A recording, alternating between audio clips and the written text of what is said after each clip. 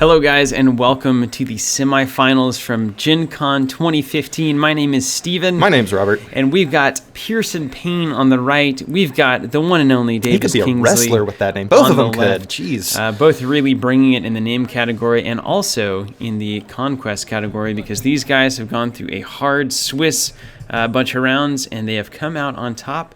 This is the game going into the finals. So whoever wins this one is going to be playing for a shot at it all. So you're saying they rolled their way into the semis? They rolled their way right into the semis. Pierson dropping a rogue trader there. Now let's look at the planet spread here. We've got Farron. That's a routed target unit at the second position. We've got Eldorath, which is the nice search, the top three on the first planet position. Osis, little resource denial there. We also have Taurus, which is an interesting planet in that you control fewer things, you get way good things. 3 cards, three resources. And that is a planet that just controls games. It makes things insane. If you're on top, you got to defend that planet. If you're on bottom, you've got to try to win that planet to get an advantage. It's very nice. And then on the tippy top, we have remove all damage from a target unit as the battle ability there. My favorite planet. And as Ragnar, who Davis is playing here on the left, that is an interesting planet to see on the board. Definitely changes some strategies. And these planet spreads can vary wildly, and it really changes the way that you have to play your deck. One of the greatest lessons I've learned in Conquest. So Eldorath could hop over there at any moment and get healed up. So Ragnar's going to have to be very careful how much terrifying, he commits. honestly, seeing it that late in the game. That's right. The Siege Force comes in and routs that Rogue Trader. Very interesting card, the Siege Force. I had this in my deck, Robert. And what I found was that I was routing my opponent's Rogue Traders and Void Pirates, and then they would just go where the Warlord went, and they would always get the bonus. It didn't matter. So fleeting? It's an interesting prospect, right? They don't help you win that command struggle, but they do give you a benefit for your Warlord, who pretty much, controls what command struggles you win. A lot of promotions going out today. Of course, man. Of course. Promotions We all for know days. it's great. We got the Slith Mercenary here. And Davis obviously right now cannot pay 2 to take control of the unit. Also worth noting, you were talking about the planet spread here. We have 3 single icon planets of various colors for the first 3, which makes them pretty indecisive to roll out with at the onset here. So we're kind of fight some light skirmishes here before the game really starts coming into its own. Absolutely, and you got to play so careful against Ragnar. We got first planet here from Pierson. He is looking at winning this one, locking it down. Kneels the Blackmane Sentinel with Warlord Eldorath Starbane. He's got the Wild Rider Squadron ready to jump in if he needs to help fight that planet. And Ragnar going to planet 4, winning that command struggle, and should be able to trigger that battle ability depending on what happens here. One way or the other. We're going to have some battles. Extra resource from the Rogue Trader. Pierson also winning planet 2. Planet 3 looks like it's going to be nothing. And planet 4 goes to Davis. So Pierson getting ahead a little bit here in the command struggle. That's for sure. And now we go to combat. Swinging for 1. You've got to really watch out for these Ragnar decks. They like to drop stuff in, eager recruits, these kinds of things. And Eldorath doing a measly 1 damage. Not going to be enough. Does he move the squadron in? Is he going to commit? I think it'll be later if he does. They like to do that. Plus, he would kind of forfeit his opportunity to have him positioned for that soon-to-be first planet next round. Yeah. It's kind of a mixed bag. Question. That's probably what Pierson's deciding at this point. It's always comforting to see that the Space Marines do not have enough resources to do their drop pod assault. Yeah, I count myself lucky every time I see that. Every single time. Every time. All right, and now this is where Conquest happens for me. This is why the game is so brilliant. Not only at GenCon, North American Championship, Blackmane Sentinel goes, and we see no tricks out of Davis's hand, and that is critical. It is. He was considering any number of plays that he might have had there, and instead he just takes it, and you got to know when to just retreat, be okay with losing that planet, and live to fight another day. So it takes the first planet and going to search the top 3 cards and choose 1. That's a great little advantage. One of those planets that you just always want to win, not really conditional on much of anything aside from your deck being full of useful cards, which you assume which is nice. It should be.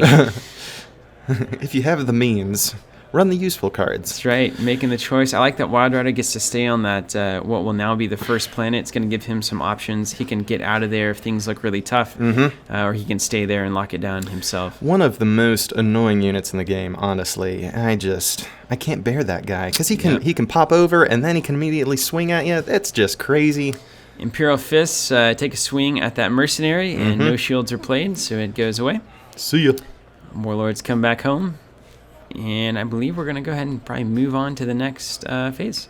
Wild Rider is going to move to second planet. It's always advantageous to be at the second planet slot. It gives you 3 options for deployment in the combat phase, so not a bad move whatsoever. And it's especially important against Ragnar, I feel, because you don't want him showing up at the wrong planet at the wrong time without support.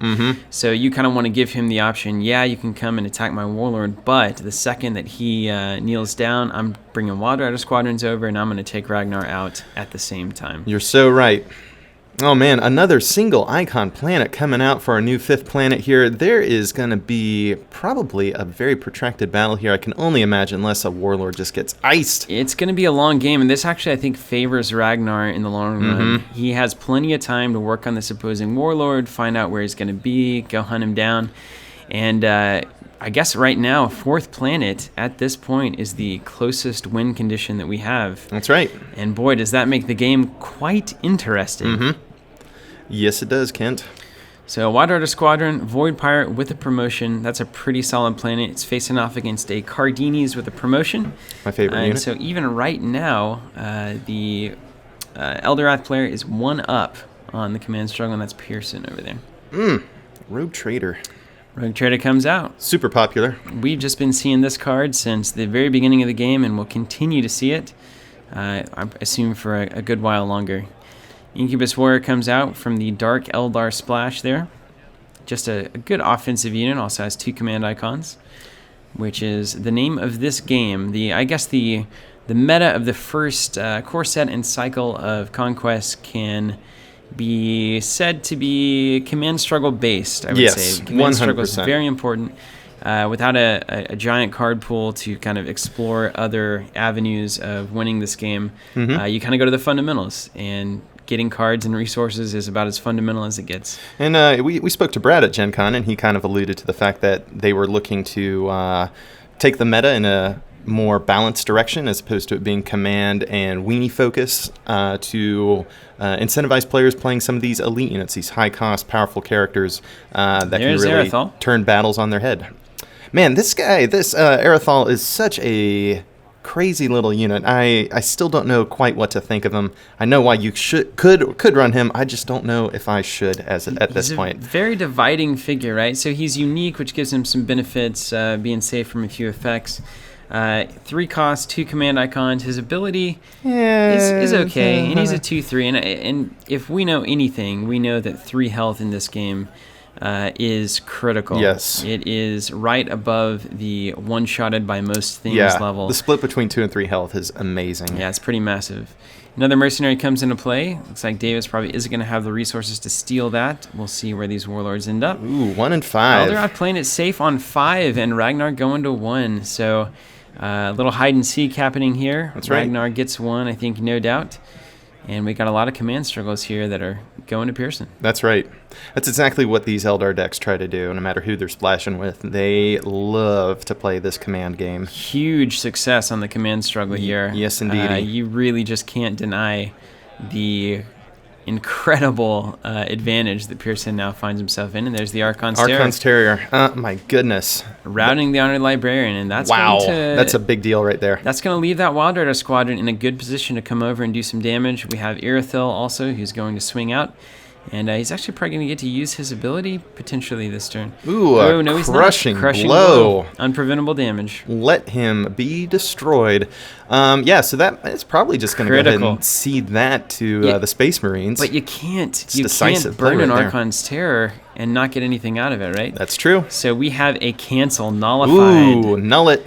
And that is exactly what you're looking for right there. And that's why having all these cards matters so much. Yes, it does. And here comes the Wild Riders. 3 Now with Ragnar being, hits. on his side, this is just a wide open play here. And then 2 more. Man, he is getting pummeled on a sudden. Yeah, and we've got to keep an eye here on Planet 4. That is the remove all damage from a target unit, and I think Ragnar may have to limp off to that planet here at some point. Man, Ragnar has got to retreat hasta pronto if he is going to survive this engagement. Davis doesn't. I thought he might have an eager recruit or something to come in here and try to turn this battle. But chooses not to play it or doesn't have it. And he's been a little card-starved here.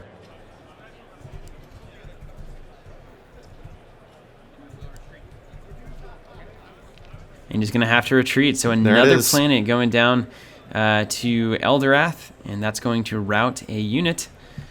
And we're going to see what Pierson chooses. Oh, man, those Cardinis have got to go. Always quite interesting. You love to route anything that's promoted. It's always a great play. That's right. Yep. Boom.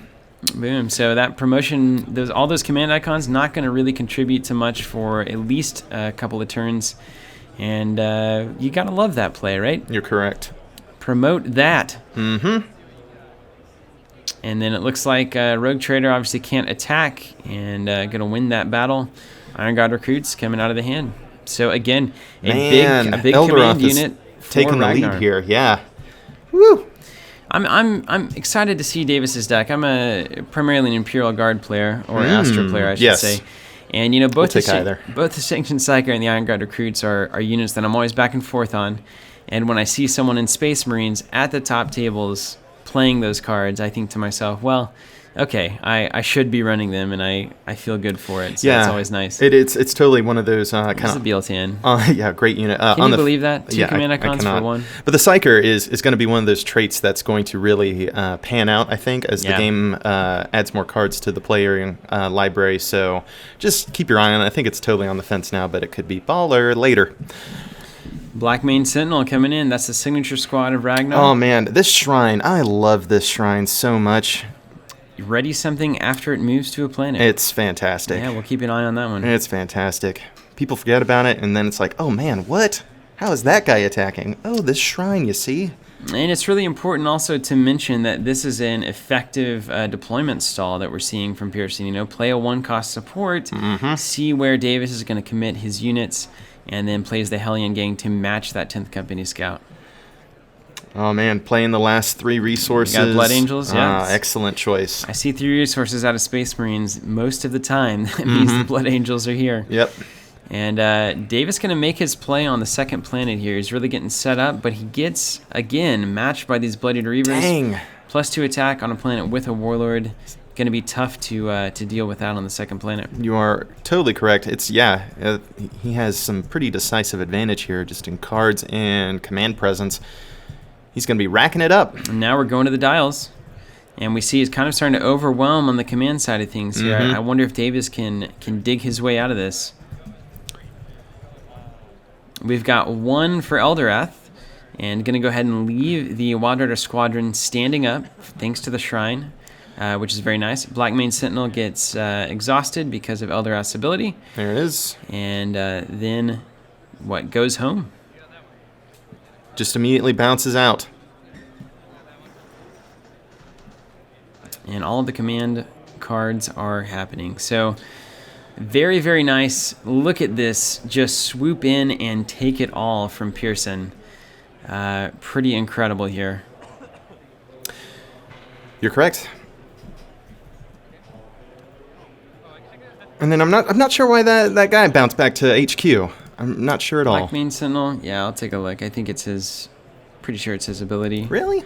He can do that to HQ? I thought it was just planet to planet. But anyway, we're about to find out. I wish I played every deck. Yeah, so he did not go to HQ. That is just a mass of planets over there at the 3rd planet. Oh, I see. He redeployed to the planet. Yeah, okay, which is his ability. gotcha. That was a little confusing. I thought he went to HQ as well, but just a big old stack of guys. Just some dudes, man, racking up all these weenie planets for the Eldar. Yeah, Pierson wins yet another planet, so he's 3 battle abilities up. He's winning all these command struggles. Davis in a really tight spot, and I have not seen him in this tight of a spot pretty much ever. He is a phenomenal player. That said, though, he's about to heal up all Ragnar here because he's going to win that battle ability. As we expected, he's really just having to kind of go there for that ability alone. Yep. And now he's just got a mess of units over there at that planet. And it's shaking out in an interesting way. Now that Ragnar is healed up, we've got the Eldar with these 3 weenie planets, but if the Space Marines can win that now second planet, they're going to be on equal footing in terms of planetary icons. So that's worth noting where and why you commit to various planets. It's fortunate for the Eldar that they haven't really lost anything for all of their efforts to gain these planets so far, and those battle abilities have been helpful, but it looks like the Space Marines have had a very nice turn kind of balancing things out. And boy, that works out nicely for Davis, doesn't it? That's the planet is what he needs to heal his warlord, and at the same time he gets to throw all of his units over there and get ready to stop this assault by the Eldar. Really just beautiful. And a lot of times you get to the end game and you're like, how did all of this work out so perfectly? And there's an element, it just happened to. Rarely the case. This is just really, really good conquest, and we're seeing now what that looks like and how you have to really think 4 or 5 turns ahead even sometimes to make things work out the way you want. And there's Starbane's Council coming in. You're going to turn into the John Madden of Conquest with these. You're going to have to play some good Conquest tips here. You just got to play good Conquest. You got to play some good Conquest here. That's really what it comes down to. And until you're playing good Conquest, well, I don't really know. It's really just about winning planets. That's right. And in order to do that, you need money, you need cards, and you gotta play some good Conquest. You gotta play them out. And here we go. Man, the Reavers again. Maxing out on the first planet, and I truly wonder. This is an interesting strategy here. Well, I think what Pierson's play is he's going to take first planet here. Then next turn he's going to go to second planet, skip the nonsense, and just try to win on that final green at Barless there. I think that's his best strategy yet because he kind of deferred tempo for a brief interim here because he did allow the Space Marines to pile up on that Tricon planet there. So hopefully it plays out like he says for his sake. And as you can see, Davis already getting ready to confront that very possibility. It's true. His warlord and a couple of units over there. Very, very nice. Very nice indeed. We'll see. But resource starved. And when you look at this, you think, what if this were Cato instead? Yeah. And that's the big question that every Space Marine player has to ask themselves. What if I were running Cato? Would this be better? I mean, remember, we haven't seen Ragnar's ability trigger a single time. Not once, which kind of makes it questionable, just in a generalized sense. It does. It does indeed. And I don't know if Davis was even playing for it because Pierson went to kind of the expected planets in most cases. But again, you get into this weird Conquest game theory. Well, if this is his optimal play, he obviously won't do that. So where can I go find him? If he knows that I know, and I know that he knows that I know. Boy, Starbane's Council is swinging for 5. Just absolute Not wreckage. even the veterans can withstand that. Not a chance, especially when they're on their side. That's right. And 5 goes to the siege force and just laying them down. See, just doing work. Gains yet another planet. I imagine that's not going to trigger. Wild Rider's going to move over before the planet is taken. That's right. Both players understanding that that is an action that can be taken in that window. And here's an interesting thing. Because the Space Marines are so heavily deployed at what is soon to be the new first planet with 3 icons here, he could conceivably also mirror what we anticipate the Eldar to do and just go to the second planet themselves, handily wrap up the first planet, and then be in a position where he already has a stronger presence to contend at the second planet as well. Right. So we're going to have to see. But does he have the cards and the resources? That's the biggest hang-up right now. Yeah, and I mean, you may make a play here at this point to try to get Ragnar in a position to do some serious damage to Eldorath. It's going to be tough because he's probably going to retreat very early in the fight, if not the first action that he takes. But getting 2 from Ragnar's ability, potentially having some shenanigans. Yes, sir. What is that, suppressive fire? Yes, sir. Well in. He uses that as a shield, so 1 shield to the Sentinel. Boom. Swinging back. And then swinging 2 back on the Hellion gang. Terrifying art, by the way. Can you imagine somebody on their weird flying hoverboard just swooping in and icing you? I can't even imagine. Right in the face. Right in the face. And Conquest, this is 40k, right? So we're looking at, this isn't like a Star Wars thing, like in a galaxy far, far away, a long time ago kind of thing. This is far in the future. Are we correct? Yeah, this is like the 40th millennium wow. is exactly what that 40k implies. Well. Or so, approximately the 40th millennium. Might be a little bit Color longer. me educated. Right? You learn something new every Rogue day. Trader goes to the pile, as he often does. Womp womp. And now we have a Space Marine front here, looking pretty intimidating, considering all of these units on Pierson's side are going to come in sideways. And we got standing units just ready for that. That's right. Look at all these cards, though. Look at all these cards. Look at all those resources. It is almost a foregone conclusion in my mind that the Eldar can just roll this right up, because how could they afford not to? Well, and the lack of events that we've seen and attachments and any kind of shenanigans on the Eldorath side of the board is, to me, means shields are everywhere. Correct. They are everywhere, and it doesn't matter how many units you got on the planet. If one card can cancel every attack, Pierson can just keep churning out those shields, and I think that's exactly what he's going to do, but I'm so curious to find out where the commitments go this turn. And let's get ready here, because the Wild Rider is the only thing standing up over there. I'm going to put 350 down on both players going to Planet 2. Okay, that's fair. I don't know what the odds are. Leave us a comment. Tell us what the odds were.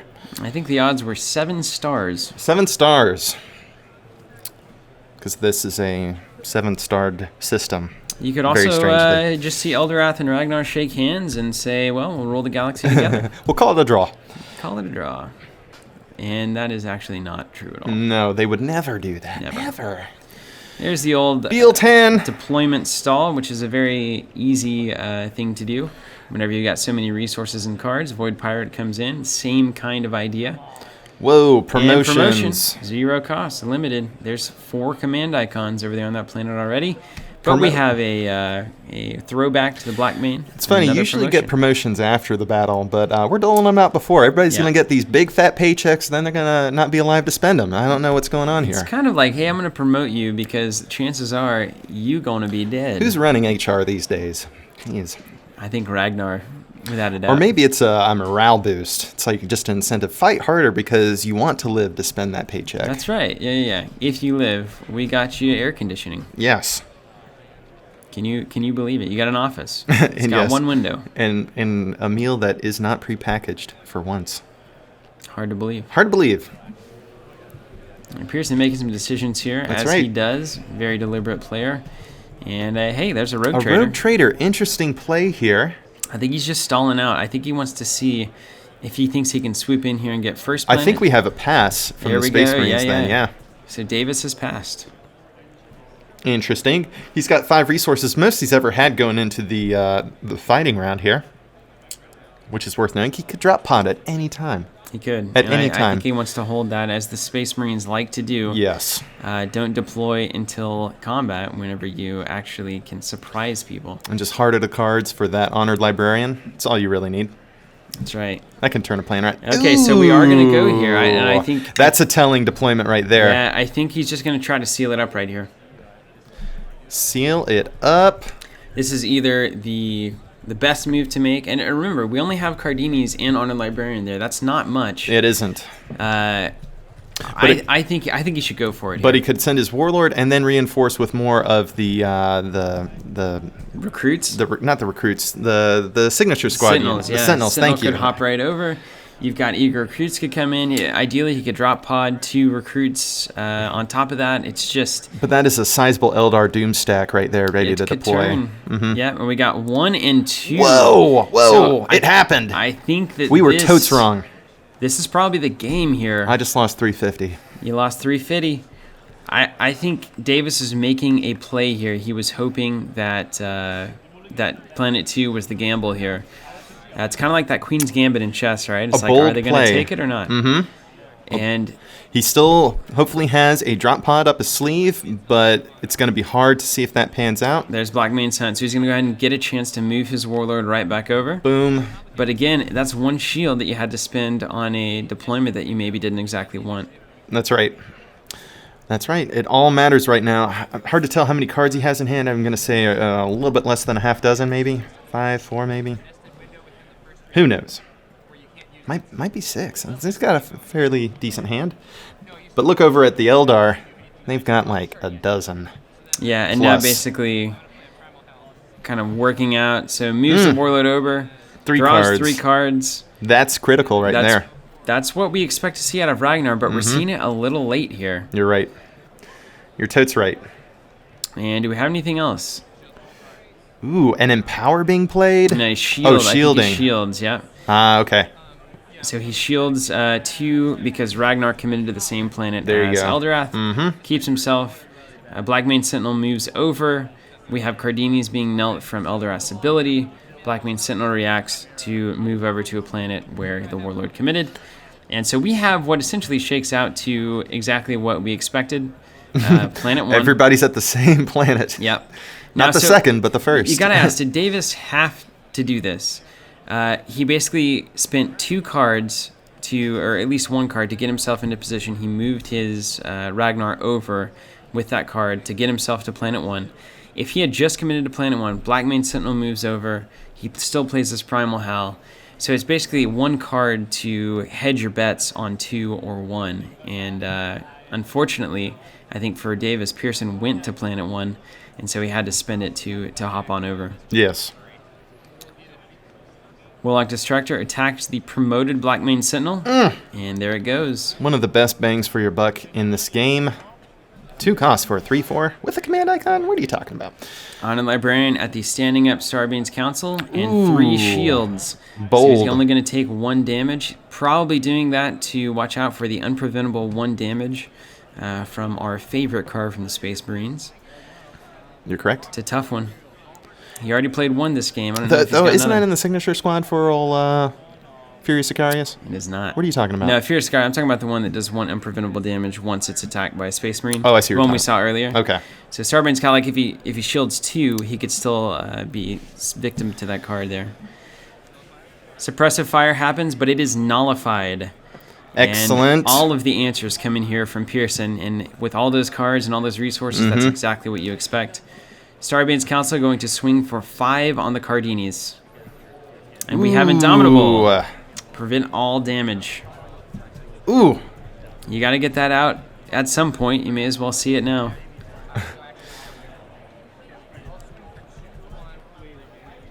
And the combat continues. Got a bit of a time lapse here. We've got the Reavers have swung now over, and the Cardinis are still under fire from the Wild Order Squadron. And there they go. Yeah, just getting lit up over First here. planet is getting cleared out. There's a recruit. Eager Finally. recruit does come in. At long last. And what happens now? That's the question. We'll see. Notice that Eldorath's sitting pretty. Where is he? Is he buried in cards over there? He's right up there. There he is. Looks like he's hiding over there on the second planet. Yeah, pretty much. All right, another shield on the Reavers. So both were under fire and both were shielded. And things are going to get crazy now that this Doom stack is standing up. Yeah, and here it goes. 2 councils, a bunch of Reavers, a Destructor, and the retreat happens. Retreats, a classy retreat there from Davis, ceding the game to Pierson, and that's it, guys. A clinic on Eldorath and against one of the best Space Marine and just general players in the game, Davis, who gave a heck of a run at Worlds 2014. So thank you guys for watching. This has been Warhammer Conquest, the semifinals. Pierson moves on, and we got more coming. Stay tuned. Peace.